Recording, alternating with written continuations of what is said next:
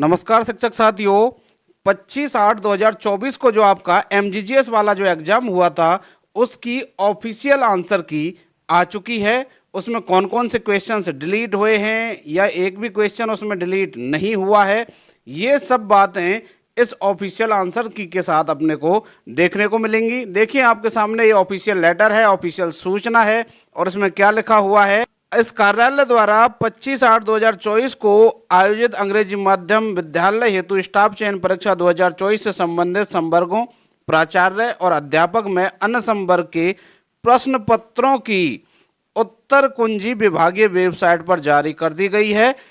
यदि किसी परीक्षार्थी को प्रश्न पत्र के किसी प्रश्न या किन्हीं प्रश्नों एवं इसके या इनके उत्तर में के संबंध में कोई आपत्ति हो तो दिनांक 31/8 तक रात्रि 11:59 तक अपनी आपत्ति ईमेल एड्रेस दे रखा है EMSS आंसर की ANS की @gmail.com, इसके माध्यम से निम्नलिखित प्रारूप में लगाई जा सकती है। यानी कि जो आंसर की है वो तो साथियों जारी हो चुकी है। अब यदि आपको उसमें कोई आपत्ति है, यानी कि किसी क्वेश्चन के आंसर में आपको आपत्ति है, तो उसकी आप आपत्ति भी लगा सकते हैं। और वो आपत्ति है वो आपको कैसे लगानी होगी उसका प्रोसीजर अभी हम जानेंगे, लेकिन उससे पहले हम जो यहाँ पर आपकी आंसर की जारी हुई है उसमें देख लेते हैं कि जो एक भी क्वेश्चन है उसको यहाँ पर डिलीट नहीं किया गया है। किसी भी क्वेश्चन में आपको कोई भी बोनस नहीं दिया गया है। आप यहाँ पर देख पा रहे हैं किसी भी क्वेश्चन में कोई भी बोनस नहीं दिया गया है, यानी कि सभी क्वेश्चंस का जो आंसर है वो यहाँ पर इस कार्यालय पंजीयक शिक्षा विभागीय परीक्षा राजस्थान बीकानेर के द्वारा सही माना गया है। तो यदि आपको साथियों को ऐसा लगता है कि कोई क्वेश्चन जो कि गलत है और आप उस पर आपत्ति लगाना चाहते हैं, तो वो आपत्ति लगाने का जो प्रोसीजर है वो क्या रहने वाला है आप उसको भी यहाँ पर जान लीजिए।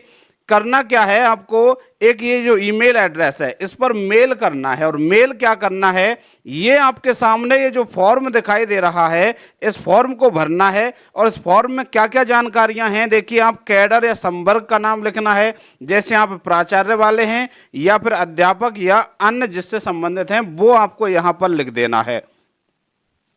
इसके अलावा आपको अपना अगले कॉलम में नाम और मोबाइल नंबर लिख देना है और फिर उससे अगले कॉलम में आपको पद नाम और पदस्थापन स्थान लिख देना है। उसके बाद आपका जो रोल नंबर था वो आप यहाँ लिख देंगे। उसके बाद आपका जो क्वेश्चन पेपर था उसकी जो आवंटित सीरीज थी उसको आप यहाँ लिख देंगे। और उसके बाद प्रश्न संख्या जिस पर आपको आपत्ति है वो प्रश्न क्रमांक आपको यहाँ लिखना है। और उसके बाद आपत्ति दर्ज किए जाने वाले प्रश्न का पूर्ण विवरण आप देंगे, यानी कि उस प्रश्न को यहाँ पर लिखेंगे।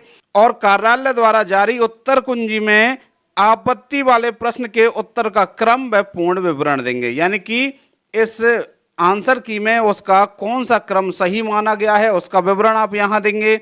इसके अलावा आपका वांछित उत्तर, यानी कि आप कौन सा उत्तर चाहते हैं। मान लीजिए किसी क्वेश्चन का विकल्प ए सही माना है विभाग ने और आप चाहते हैं कि बी वाला सही होना चाहिए, तो आप यहाँ इस जो 8वें नंबर का कॉलम है इसमें आप वो लिखेंगे।